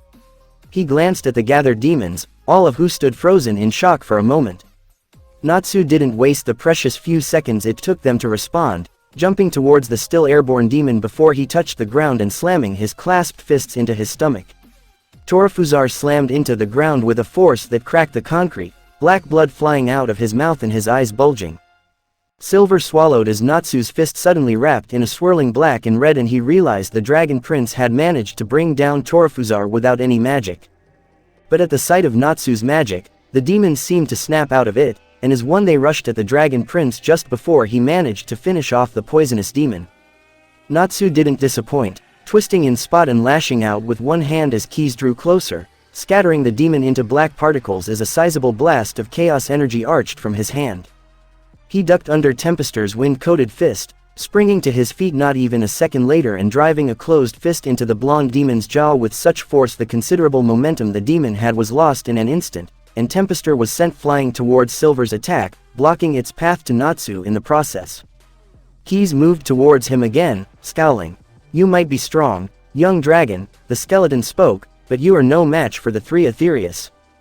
As if on a cue, Torafuzar appeared behind Natsu, blade-like extensions on his forearms slashing at the pink-haired dragon, who deflected one hand and twisted out of the path of the second. Right inside Torafuzar's guard, and he slammed his open palm into his chest, magic exploding violently at his growled command, Chaos Dragon's grip strike. Torafuzar was once again sent flying, skin and muscle stripped almost to the bone in the epicenter of the attack. Tempester's next attack connected, a swirling inferno that covered the dragon prince whole in silver felt himself relax for a brief moment, only for that same dragon to emerge from the fire and slam bodily into Tempester, apparently undisturbed by the fire still licking at the remains of his clothes.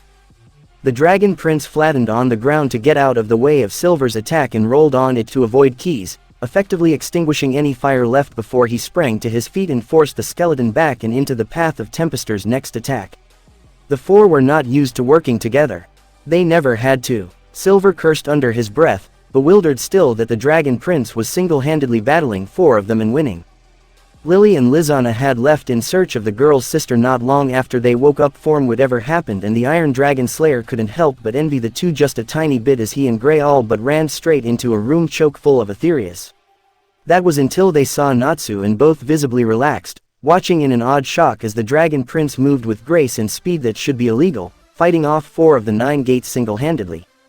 They had seen him fight before, of course, but rarely did they get a chance to actually watch it like this. Which wasn't something that they should be doing, all things considered. Shouldn't we go and help him? Grey spoke almost hesitantly. As much as Gajiel would like to break a few bones, he wasn't sure that they would actually be of much help in the current situation. I don't know about you, but I think we'd only get in the way. The two almost jumped out of their skin when the dragon prince disappeared in the torrent of flames, but they haven't made more than a step towards him before he emerged from the fire and continued with the almost methodical grinding of the four into a fine paste. Still doesn't feel right to just sit here and watch, Grey muttered, and Gajiel heartily agreed. The choice about whether to jump in or not was taken from them as a swirling tornado of ice as tall as they were ripped right through their cover. The two avoided it by only an inch, throwing themselves out of the way as fast as they could and flattening themselves against the ground as the spell passed above them. The sudden silence greeted them, and the two jumped to their feet only to find every eye on the battleground trained on them. The pink-haired dragon prince stared back at them, and Gajiel got a rather absurd impression that of all the people in front of them, the dragon prince was the most annoyed at their appearance. Part of Gajiel couldn't help but lament over their entrance into the fight. There had been at least a dozen cooler ways to do it. Grey broke the silence. Heya, Natsu. What do we have here? Ki spoke, disdain clear in the voice. You humans are like cockroaches, appearing and scurrying under every rock as soon as there is one of you somewhere. Watch who you call a cockroach, Gajiel snapped, growling. You should be wearing a coffin and not a dress, bastard, so I don't think you have any right to talk. Gajiel felt rather smug at the twitch in the Silver's lips. Keys didn't look impressed. I'm going to pretend that you had a good reason for hiding behind a rock for the past few minutes, Natsu said, and Gajiel scowled in return. The bastard knew they were there since they got there. He'd almost bet he somehow angled Silver to attack their hiding spot just to prove a point. The sudden lull in battle was enough for Torafuzar to raise to his feet and to stand beside Tempester. You will regret attacking Tartaros, humans, Tempester spoke evenly. Your guild attacked first, you fuck, Gajiel growled back. And besides, do you really think we would let you start another great war? Natsu spoke mildly, and Gajiel and Grey couldn't help but turn to stare at him. The Dragon Slayer was not sure if he was appreciating the bluntness, quite frankly. Natsu glanced at them, face completely blank. He never managed to tell the rest of the guild what the Tartaros was planning. Great War, as he called it, didn't really tell them much either, but it certainly didn't sound good. Enough, Torafuzar growled, the energy around him spiking as his curse suddenly rose around him. You will witness the power of the Aetherius, and you will regret the stain your interference left on the guild's dignity. The three fairy tale members tensed as Torafuzar and Tempester suddenly transformed, and across Natsu's face briefly flickered annoyance before he scolded his features and chaos energy erupted around him. With another grimace that barely hid the anger, the dragon prince rushed at the transformed duo, jumping at marred gear as if her reserves were not nearly depleted. Altair didn't hesitate despite her fears, joining the other woman lest she let her fight on her own. They both quickly discovered that Mardgeir had a good reason to stand there without a trace of worry. Magic and curse flew around them with abandon, each magic spell louder and stronger than the last, and each curse spell more lethal than the last. But one terrifying thing soon became clear. Mardgeir was toying with them. He twisted out of the way of the incoming orb, turning on his heel to avoid Myra's heel, and without a moment of pause, he grasped Ultir's hand that came flying towards him and threw the demoness at her partner. They had rather impressive teamwork going, Mardgeir had to admit. It was not enough to actually faze him, of course. He twitched his fingers, vines filled with thorns bursting from the ground at his command and rushing towards the two. He blinked as they dodged, twisting around the green plants as if they had known about the curse all along. Another smile worked its way on his face as they closed the distance between them, and he rose 2 fingers into the air, twisting them to the side almost lazily. Mira was the first to respond, throwing herself out of the way and dragging the demoness with her to the ground as the white orb of light obliterated an impressive amount of rubble. Mardgeir sighed, fingers tapping against the covers of the book in his hand. This was getting rather tiresome. Why don't you just give up? I'll even make it quick if you stop with this pointless resistance. Mira snarled at him in response, give up. I will never give up. So long as one demon stands, I will not rest. You will pay for what you did to the guild. To Ultir, for what you did to Annie. Mardgeir did not look particularly impressed with the outburst, raising one elegant eyebrow at her even as the woman rushed towards her, Ultir once again not even a step behind her. So long as one demon stands, the demon echoed with a smile, my, you have your work cut out for you then. There are more demons than there are sand grains in this world, human. I don't care, Mira snarled at him, her attacks actually managing to pick up speed. Mardgeir hummed under his breath. Interesting. Meaningless. But interesting. She swung her fist at his face, magic weakly coating the limb, and the demon grabbed her wrist, holding it in a vice grip. He was not prepared for the wicked smile on Mira Jane's face. Her fist suddenly opened and he blinked at the palm in front of her face as magic suddenly exploded out of her arm. Soul Extinctor.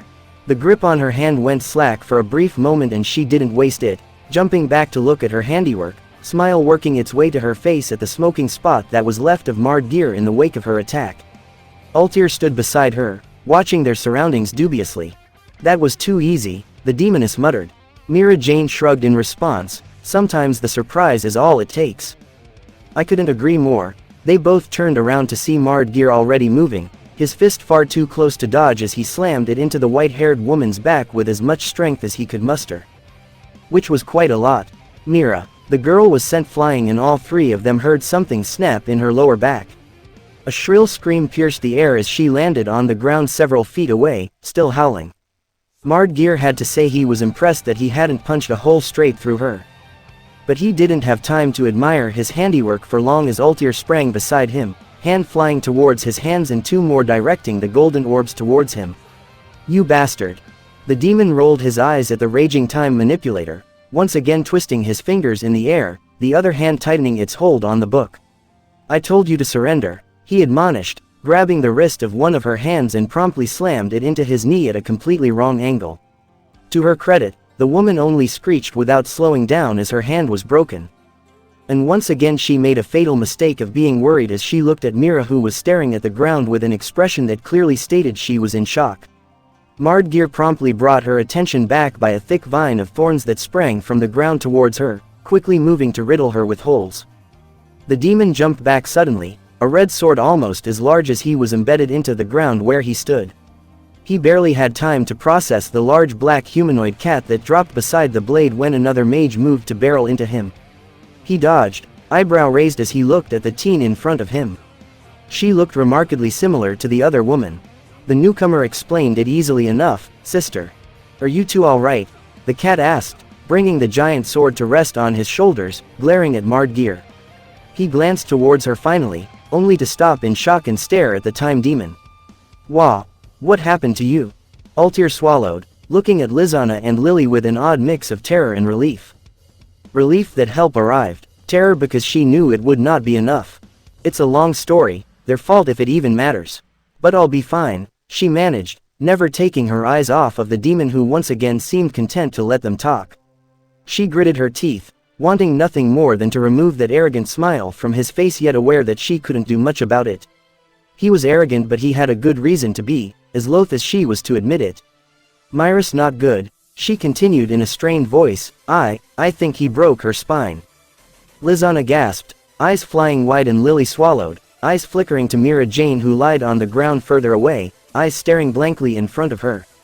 She looked barely alive if Lily was completely honest with himself.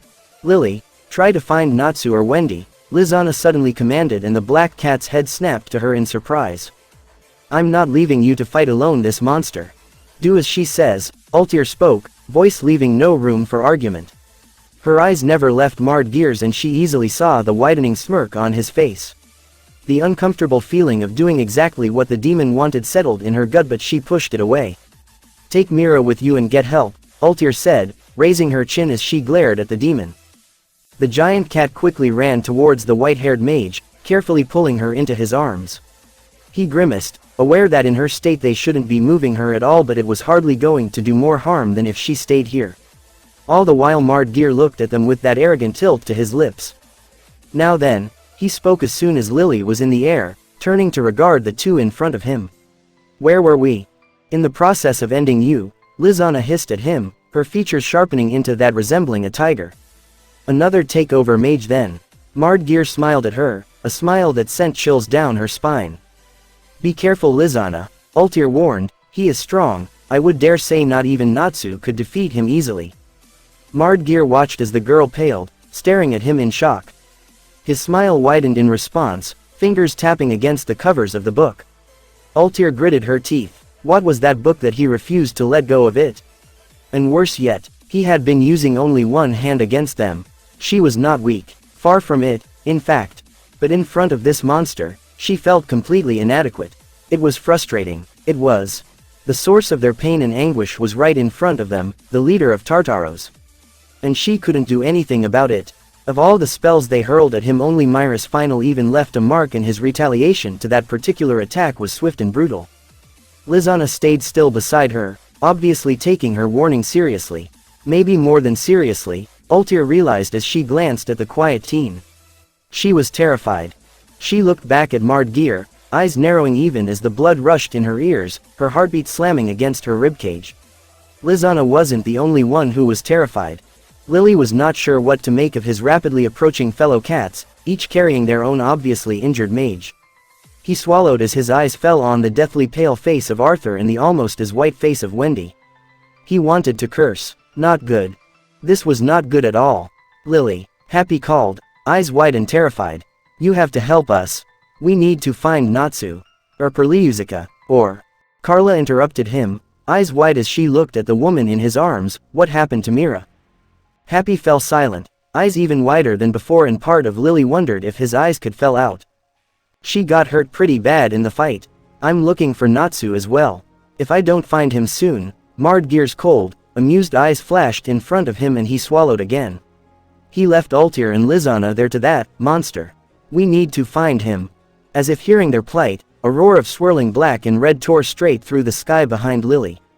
The cats didn't need further prompting, sharing a look before all three moved towards it.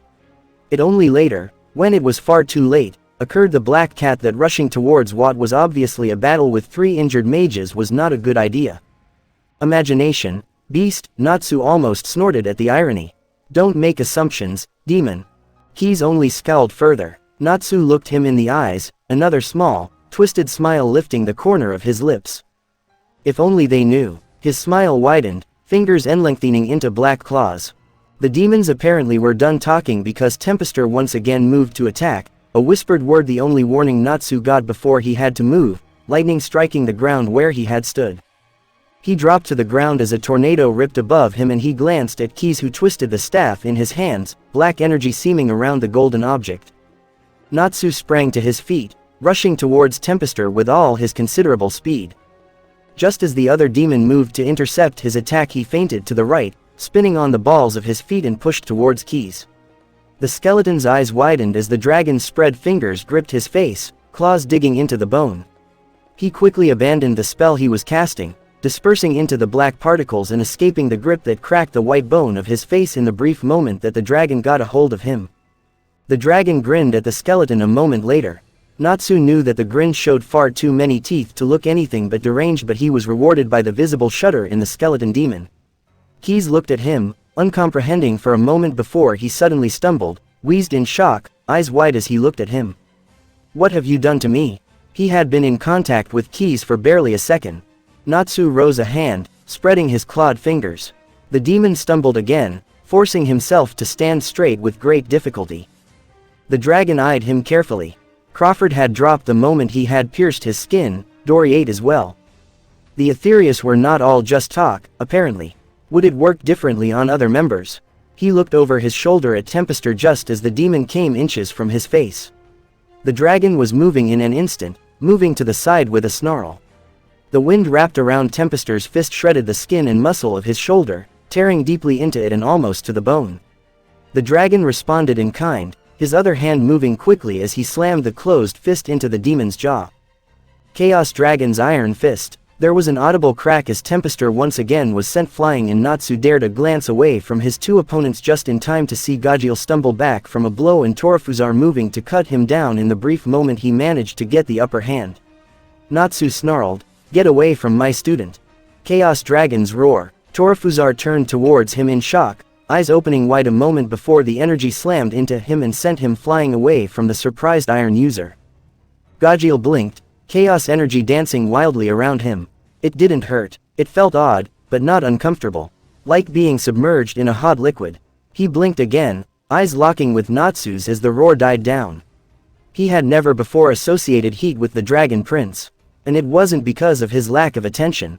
The heat was new. Natsu nodded at him before he turned to Tempester, Keys still standing on the side and grasping almost frantically at his head.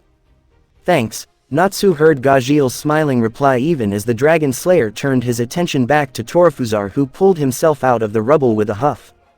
The dragon was surprised, however, at the sudden water that appeared out of nowhere, slamming into him like a wall. He lost his footing, slowing down only when he slammed into one of the protruding remnants of a wall. He blinked into the dark water that appeared out of nowhere, watching in no small amount of confusion as the light of the moon disappeared as the level of the water rapidly rose until all around him was pitch black. He paused, feet gently hitting against the ground as he gripped the wall behind him, head turning around. He blinked again, pupils widening to the point where almost none of the red of his irises was left, and he looked around again. Torafuzar's form was moving towards him rapidly, Gajeel's iron-encased form glinting behind as the Iron Slayer tried to catch up to the demon, who was apparently even faster in water than he was outside of it. Natsu cursed mentally, pushing away with a burst of magic just as Torafuzar slammed into the spot where he had been before, and the dragon twisted in the water, hands spreading around him before he slammed them down. Chaos Dragon's wing attack. This was the demon who poisoned Arthur. Natsu knew that now without a doubt. That also meant that the water around them was poisonous. Torafuzar swam out of the way of the attack swiftly, only for Gajeel's club-shaped hand to drive into his stomach. Where were Torafuzar and Keys? Natsu glanced around, most of his attention on Torafuzar, who was swimming towards Gajeel. His eyes found the two silhouettes, well above them as they perched on one of the walls, just above the water level. So, they thought that Torafuzar could deal with the two of them on his own underneath the water. Or they couldn't fight underneath it. The deep seas of Hades. Your final resting place. So, he could talk underneath the water. Convenient. He switched his attention back to Torafuzar, a grin working its way onto his face. How nice of them to make this easy. He propelled himself through the water like a bullet with a well-placed burst of magic at his feet, slamming into Torafuzar just as Gajeel was sent flying back through the black liquid by a large fist. The demon turned to Natsu just in time to cross his two hands in front as a guard, his curse spiking around them. Chaos Dragon's iron fist. Natsu's fist connected with the suddenly silvery skin of the demon, who grinned at him. "I have the strongest defenses of all the Aetherius. You are not leaving this fight alive. My skin and bones are harder than diamond," the demon continued, "your attacks do not affect me." Natsu glanced at the Iron Slayer behind the demon, a memory of a battle that seemed like it had been a lifetime ago surfacing to the front of his mind. "Try breaking me now," Gajeel replied with a smirk. "My skin and bones are harder than steel." How many years has it been since then? 8. The Iron Dragon Slayer changed much since his Phantom Lord days. Natsu focused back on the demon. Everything can be broken. The dragon moved swiftly, the dragon slayer on the other side following a moment later, and the demon in the middle bared his teeth. The three traded blows quickly, black and red mixing with steel and silver, water bubbling around them. Natsu's fist slammed into the demon's shoulder and the muscle in the dragon's cheek twitched as the bones in his fist cracked at the impact, not even a scratch on the demon left. The demon didn't so much as twitch, turning towards Gajil and grabbing his fist out of the water before it made contact with him and sent the dragon slayer flying towards the dragon. The two were sent flying back, air knocked out of Natsu's lungs, and he cursed, looking up to see how far from the surface were they. Only to realize that he couldn't even say with certainty which way was up and which way was down. He exchanged a glance with a scowling dragon slayer and the two nodded. They needed to end this. Fast. Natsu looked at Torafuzar, the demon already moving towards them, purple eyes flashing. A grin wormed its way to Natsu's face even as the edges of his vision darkened as the lack of oxygen started taking its toll on him. He glanced one more time at Gajil, index and middle finger pointing at his eyes, and he was satisfied when the dragon slayer's eyes widened in understanding and he grinned as well. The dragon prince shot at the demon, magic spreading around him as he slammed a fist into the demon's massive chest, twisting out of the way of the half-formed punch, and as the demon twisted to follow him the dragon prince disappeared through the void. The demon blinked, looking around frantically, too late noticing the dragon slayer who dropped onto his massive shoulders. He grabbed the leg of his opponent, squeezing it with all his might as he tried to pull the dragon slayer off. To his credit, Gajil only gave a sharp grunt as the bone in his leg snapped, the iron scales over his skin cracking around the grip, but Torafuzar was quickly forced to turn his attention to the dragon who reappeared, a roar of black and red ripping out of the void before the dragon even made his presence known. Gajil grunted again as the roar washed over him but ignored it as best as he could, index fingers turning into a sharp, iron set of thin blades 10 inches long. Before the roar even died down, Gajil gripped the sides of Torafuzar's face, driving his fingers through his eyes and into his brain. Torafuzar twitched, a half-formed gurgle leaving his throat. The water around them disappeared as suddenly as it came and the two fairy tale mages dropped to the ground, gasping for air. Natsu was quickly on his feet, looking down at the Iron Dragon Slayer with an expression Gajil couldn't place for several long moments. The dragon offered a hand to the Dragon Slayer, that expression still there, and Gajil suddenly recognized it. Pride. He was proud of him. The Dragon Slayer blinked, not sure why that mattered so much, but he didn't delve on it for too long, grinning instead like an idiot. A grin that only widened at the rather small one he received in return. The moment was broken as Tempester suddenly appeared seemingly out of nowhere. Key stood behind him, the skeletal demon barely standing. Natsu scowled at the two in return, eyes straying towards Keys, and he wondered what exactly made the demon so resistant to the effect of the poison, really a potent mix of chaos, curse and magic. Would it work better or worse on other Aetherius? You managed to kill Torafuzar, Tempester intoned, though he didn't sound particularly shaken. Natsu wondered if the demon was aware that he was practically the only one standing around to face him. Sure, Natsu was beginning to feel the drain from a whole day of fighting, but he had both his dragon and demon form to call upon. Tempester already showed his trump card. The Dragon Prince glanced at the Iron Dragon Slayer, who struggled to get to his feet, obviously favoring one leg, and the dragon fought back a grimace as he saw the ugly purple blooming over the Dragon Slayer's skin. Broken, the dragon reckoned. Stay back, Gajil, Natsu told him, straightening his spine to regard the two demons. I'll take care of this. Something in his voice made Gajil sit back down without a protest, and in a second, the dragon rushed at the two demons. Happy almost cried in relief when his large eyes spotted the Dragon Prince in the distance when the black water finally receded. There he is, Carla, Lily, I found. He was interrupted before he could finish the sentence as Carla slammed into him with a wide-eyed look. Not a moment too soon as a yellow flash bloomed where he had been, followed by an explosion that sent both cats and their charges flying back towards the ground. Lily shouted in alarm, moving towards them even as he looked around, trying to spot the source of the attack.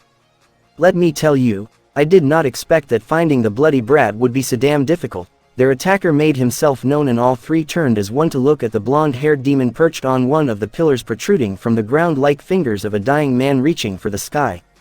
Who the hell are you? Lily growled, shifting gingerly the woman in his arms, eyes moving around to find the best place to set her down. He can't fight like this. He growled in frustration. 3 mages, unable to fight or even defend themselves in their care, and neither of the 3 cats could do much against one of the 9 gates, and that was without a doubt what the young-looking demon in front of them was. "I'm Jackal, pussy," the demon said, arrogant tilt in his lips. If Lily's skin wasn't covered in fur, he was certain he would be as white as paper. This was the guy that was behind the massacre. The demon laughed as Lily's eyes widened, obviously seeing the desperation flickering in them. "I see you heard of me, but Natsu killed you." Happy shouted suddenly, denying what was clearly in front of them. Jackal shrugged in return. "He did," he leered at them, "I got better." He paused, eyes searching over the 3 mages the cats carried, and his grin widened even further, splitting his face from ear to ear. "I've been trying to get back at him for that," the demon spoke, his grin still showing far too many teeth. "I hope to find one of the brats, and I have to say I expected it to be easier. Getting his whore as well as an unexpected bonus." Lily blinked, needing a moment to process what the demon just said. He hadn't just randomly stumbled across them. He had been searching for the Smith siblings, the remaining Smith sibling, Lily reminded himself with a shudder, to get back at Natsu. The demon knew exactly who Arthur was, as well as who Mira was. They had to get out of here. Fast. But how? He couldn't just stay back and distract the demon. Happy and Carla couldn't carry Mira, especially not in her condition. But what could he do? The best he could hope for was to land and fight the guy and hope their fight attracted enough attention. And he had to hope it would not be any unwanted attention. Land. The 2 fellow cats looked at him like he was crazy. He was contemplating it as well. But they couldn't outrun the demon if the fact he caught up to them now was any indication. And he didn't want to risk any more injuries. Jackal grinned at him again, all sharp teeth and wicked lines, and the blonde moved, obviously preparing to attack. And Happy and Carla stood frozen. Do it. Surprisingly, they did. Moving swiftly, the 3 landed, doing their best to place the 3 injured mages as carefully as they could. "I'll try to keep him distracted and you make sure these 3 are safe."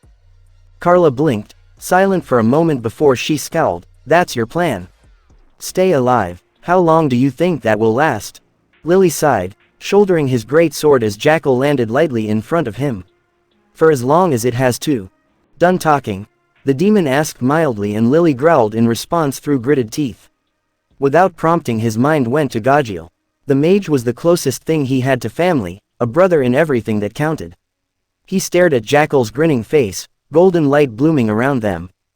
"It's been an honor, Gajiel Redfox." He sprang out of the way of the explosion as fast as he could and barreled toward the demon, who only grinned, bending backward to avoid a slash of his sword before he twisted, aiming to plant a kick at Lily's feet, and the cat sprang into the air, vigilant to avoid touching the demon. "Everything he touches turns to explosive," he recalled grimly, moving towards the demon and trying his best to skewer him with the red blade. He knew it was futile. The demon was dancing circles around him. The cat was fast, but he was not fast enough, not strong enough. And he hated it, but he couldn't give up. He wouldn't give up. Because the others relied on him. If all he could do was act as a distraction before someone stronger came, then so be it. The cat dodged desperately as the currently smaller demon bounced towards him to grab his hand, on instinct spinning on his feet and moving to plant his elbow into the demon. Only to pull the attack back as he remembered who he was fighting and stumble in his spot, once again off balance as Jackal bared down on him, explosion blooming beneath him. He sprang his wings behind him, lifting into the air, and grimaced as a better part of his tail got burned in the explosion. "There's got to be someone from Fairy Tale around," Lily thought, almost desperately, as he palmed a rock and threw it with as much strength as he could muster. The demon ducked under it, changing his direction suddenly and moving towards Happy and Carla and the mages behind them.